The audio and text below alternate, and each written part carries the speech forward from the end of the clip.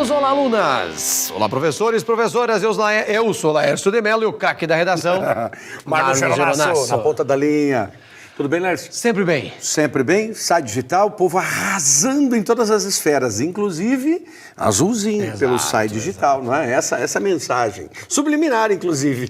Sempre trazendo novas ideias, ajudando você a planejar as suas aulas, ajudando você a fazer interdisciplinaridade, isso é importantíssimo para que a aula fique mais interessante. Plano Nacional de Educação, os nossos colegas sabem muito bem disso, professor que estão conosco. Plano Nacional de Educação, bem claro.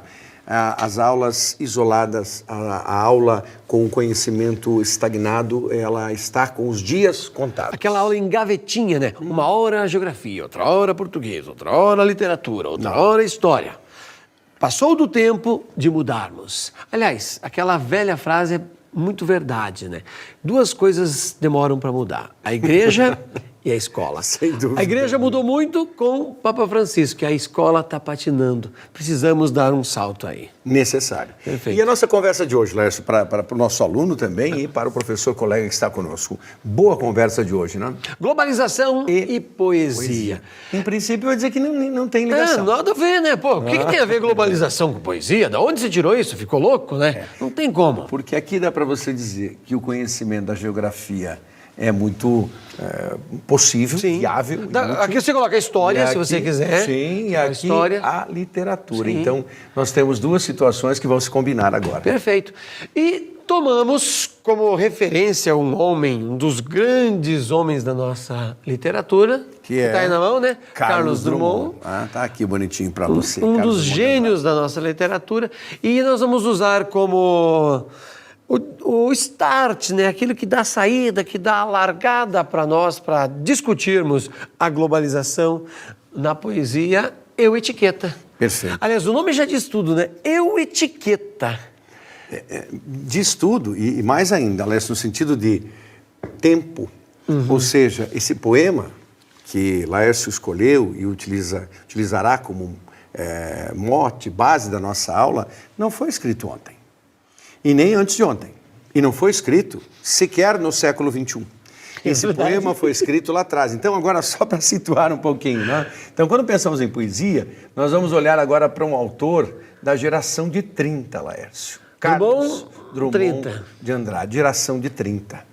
E Drummond esteve muito bem acompanhado com Vinícius de Moraes, Cecília Meirelles, Jorge de Lima, Murilo Mendes e Mário Quintana. Esses os escritores, temos que pensar em Terceiro do Amaral. Sim, e daí viria aqui só, justamente, só os poetas desta fase. Sem pensar nos pintores e tudo mais que colaboraram. Só aqueles que... E os poetas principais. Claro que houve uma série de outros poetas, mas os essenciais estão aqui, esse sexteto na poesia. A geração de 30, chamada geração de 30, Laércio, ela é bem complicada, porque ela tem o segmento de 30 a 45. E você sabe muito bem... Mas esse recorte aqui histórico, né? Segunda Guerra Mundial, início e fim? Início e também, como consequência, a quebra da Bolsa de Valores nos Estados Unidos. Sim, o crash da Bolsa.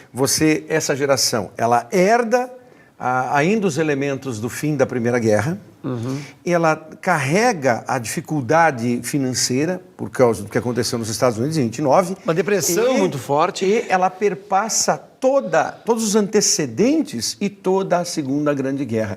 Por isso essa geração é uma geração extremamente combatida e muito interessante. E desses, o poeta maior é mesmo Drummond, pela sua vertente, uma vertente social. E aí é que está o poema que você escolheu. É a vertente social de Drummond que faz toda a diferença. Drummond, um homem de Itabira, Minas Gerais. Nascido na cidade de Ferro, em Itabira, Minas Gerais, pouco mais de 100 quilômetros de BH. O homem que reclamou que a paisagem mudou porque a montanha que tinha na frente de sua casa, a qual ele enxergava ao longe, foi triturada em milhões de pedaços, e o trem serpenteando carregava aquilo como se carregasse o seu coração triturado. Exatamente. E ele vai citar isso na poesia dele. Esse livro que você escolheu, Laércio, é Corpo. é um grande exemplar da obra de Drummond. Mas aqui vai a sugestão, o nosso amigo professor, a professora ou aluno, quer conhecer Drummond, um livro. Você não vai adquirir vários exemplares, como esse em especial, O Corpo, mas adquire a Antologia Poética de Carlos Drummond. Porque o próprio Carlos Drummond, ele fez daquele livro uma coletânea. É como se ele tivesse dito, e disse à época, eu vou selecionar aqui algumas dezenas de poemas e vou catalogá-los em 9 repartições. Porque assim, qualquer indivíduo que quiser entender um pouco mais a minha obra, e eu mesmo entender um pouco mais a minha obra, que ele fez para ele, vai entrar nessa segmentação, que não é pura e nem perfeita, mas é feita por Drummond.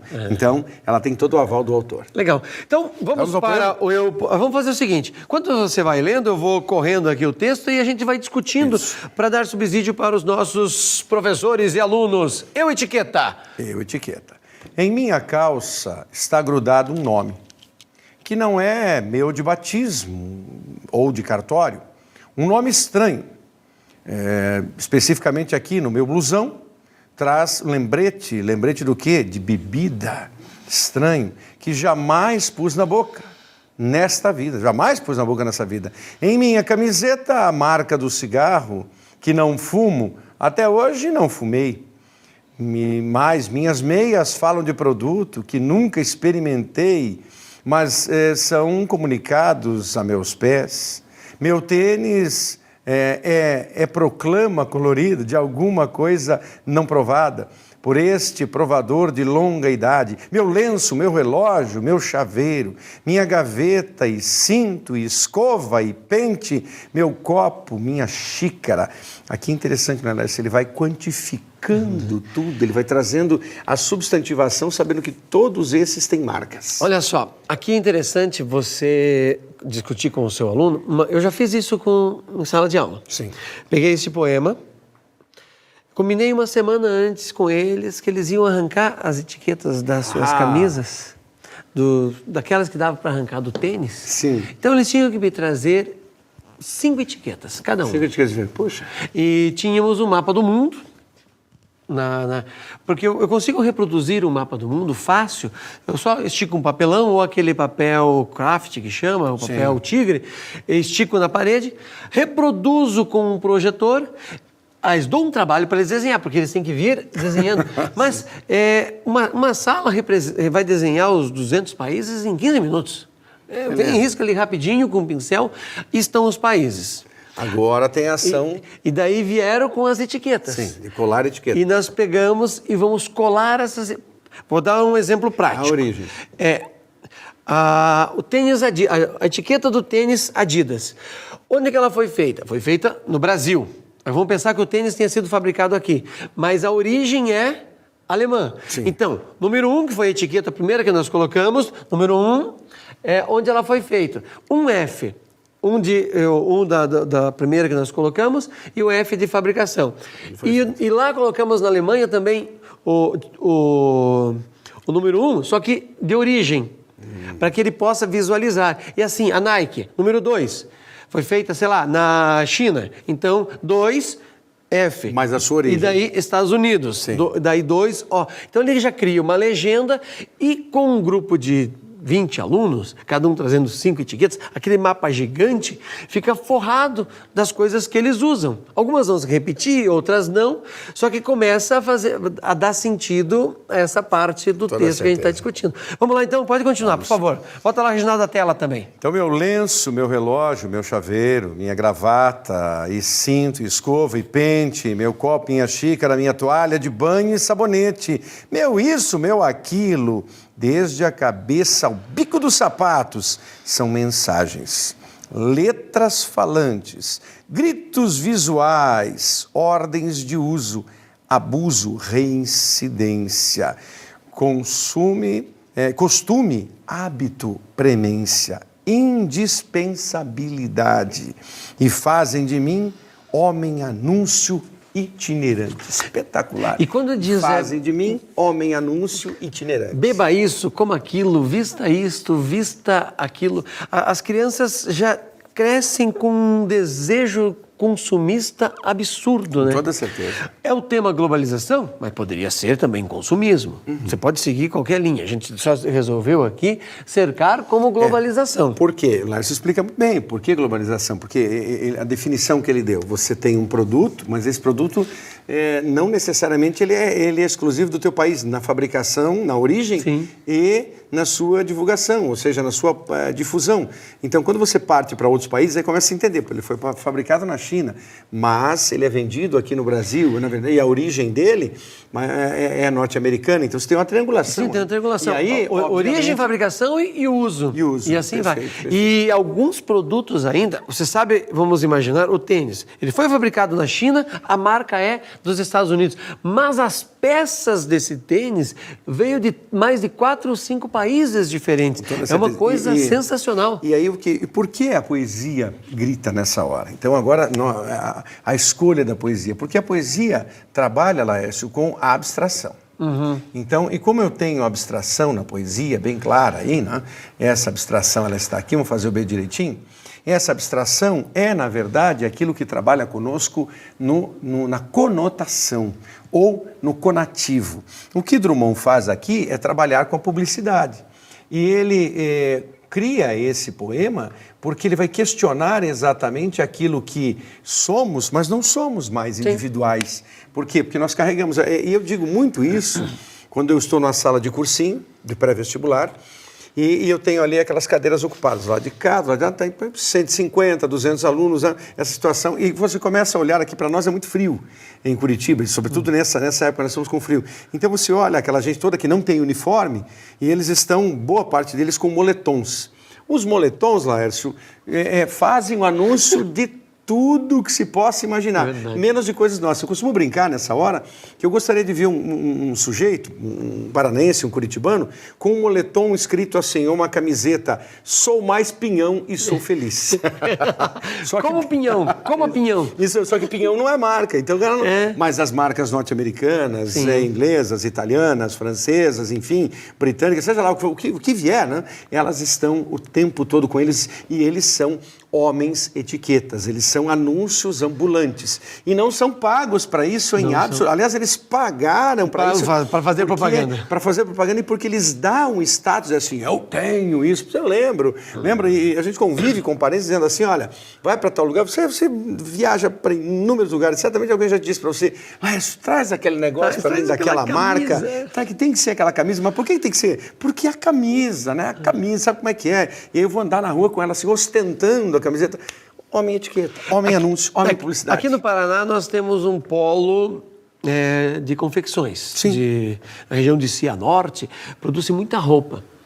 O interessante é que a gente vai em Cianorte e compra uma calça. Diz que está lá na ponta de estoque. Porque tinha um desvio de linha em algum ponto e ela está mais barata. E a gente percebe que a etiqueta está arrancada. Em algumas eles esquecem de arrancar e a gente sabe, vamos imaginar, paguei lá R$30 na calça. No mesmo shopping, no shopping aqui em Curitiba, a mesma calça está 500, 600, só que com a etiqueta estampada. Porque então, o que vale é a etiqueta. 80% de um produto, eu vou falar devagar, em torno de 80% de um produto, do valor de um produto, é marca. Então, se ele custa 100, R$80 é para pagar o desenho da Adidas, da Nike, da Fórum, seja lá do que você imaginar da Coach. É impressionante isso. Eu sempre tive problema com a Nike. No sentido de dizer assim que eu não, em particular, eu não gosto, por uma série de valores. Aí eu prefiro não adquirir, não em hipótese alguma, faço nenhum juízo de valor a quem tem e divulga e tudo mais, mas eu me coloco sempre na retaguarda. No sentido de dizer por que necessariamente. Eu preciso ter esse produto. Talvez o que tenha me aborrecido não seja toda a ilação que se faz sobre a Nike, de que é fruto de trabalho escravo. Não, as minhas considerações vão em torno do valor. Por que certos Nikes, há alguns anos, custavam tão caro? Por que você tem, e ainda eu vejo como absurdo, por que você tem que pagar R$500 num par de tênis? Eu não consigo, Larissa. Mesmo que eu tivesse esses R$500 disponíveis, eu não consigo. Eu não me sentiria dizendo, mas, puxa, será que eu não posso comprar 3 pares? E posso, né? 150, ainda sobra dinheirinho. Ainda sobra dinheiro para o jantar depois. Será que eu não posso comprar 3 pares que vão me atender por mais tempo por esse mesmo valor, aí eu fico nesse questionamento, e não é sovinice, pão-durice e tudo mais, é perguntar por que esse produto globalizado precisa chegar a mim e inflacionar e retirar o meu poder de compra simplesmente por conta da marca. Então, é a qualidade. Aí quando alguém diz assim, não, é porque o tênis Nike, há vários modelos que são extremamente qualitativos. Esse é um bom argumento. Esse é um bom argumento. Agora, não é o argumento da marca. Não é o argumento da marca. Não pode ser o argumento da marca, porque senão aí nós vamos voltar assim, conosco, o professor que tem mais tempo de casa, de experiência, sabe muito bem. Nós gostávamos de um tênis chamado Quixote. Você conhece? Você sabe? O Biaso. Por quê? Porque o Mauro não, né? O Mauro era mais jovem. Mas o que era o Quixote? O nosso amigo Romualdo, Reginaldo usava também. Sim. Reginaldo usava. Então, porque o Quixote era diferente? Porque ele possuía travas. Eu tinha dois. Então, o de a missa domingo e o que eu podia ir para a escola durante a semana. Eu podia ter dois. Então, mas aí você atribui uma certa qualidade ao produto, mas era coqueluche. Sim. E como eram marcas, né? Quixote, Bamba e Conga. O Conga era o mais rebinha de todos. Né? Era assim, aquele que você... Mas por que ele era tão barato? Porque ele era muito ruim. Porque, na verdade, o Conga era como se estivesse pisando no chão. Era um PVC e eu morava numa região do Paraná, uma diferença de inverno e verão era muito grande, a região do Ponta Grossa, e eu recordo que ressecava aquele PVC e ele quebrava. Sim. Quebrava, ele trincava. Aí você também, é bobagem, pagar menos e ter que pagar mais vezes. Mas não é isso. O que nós estamos discutindo é exatamente a questão do valor agregado à marca. É o valor agregado à marca. Esse valor que faz com que na época, com que o próprio Drummond, que escreveu isso, escreveu esse poema no século XX, porque ele era oriundo desta fase, esse poema seja aplicável agora, em 2015. Quer dizer, você aplica esse poema por quê? Porque nós vemos essa coisificação. As pessoas, na verdade, coisificadas por quê? Porque elas estão o tempo todo pensando em comprar produtos, em visitar. E aí os shoppings têm um grande papel. O shopping ele é um órgão globalizador, né, Laércio? As pessoas se tornaram etiquetas. Sim. E ao mesmo tempo ao mesmo tempo tem uma coisa ao contrário, para você raciocinar aí. Eu lembro que quando criança, era uma vergonha tremenda eu ter que ir de Havaiana para o colégio. Sim. Aquilo era uma vergonha, eu não aceitava, mas eu não posso ir de Havaiana hoje, se o Quixote estivesse molhado. O que aconteceu?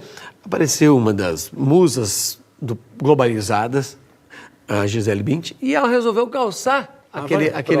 Pronto. Virou febre todo mundo. Ir para o colégio de Havaiana é que é uma das poucas coisas, para você saber, né?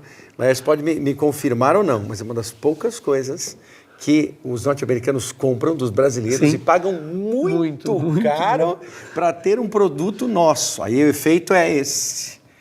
A gente conseguiu pela primeira vez um processo invertido. Mas aí alguém pergunta, tá, vamos transformar isso num texto? Sem dúvida. Ao transformar num texto, você só pode trabalhar com um texto em formato dissertativo, em formato de texto de opinião, no qual você faça ponderações sobre essa coisificação. E mostrando, por exemplo, que embora a globalização seja algo concreto,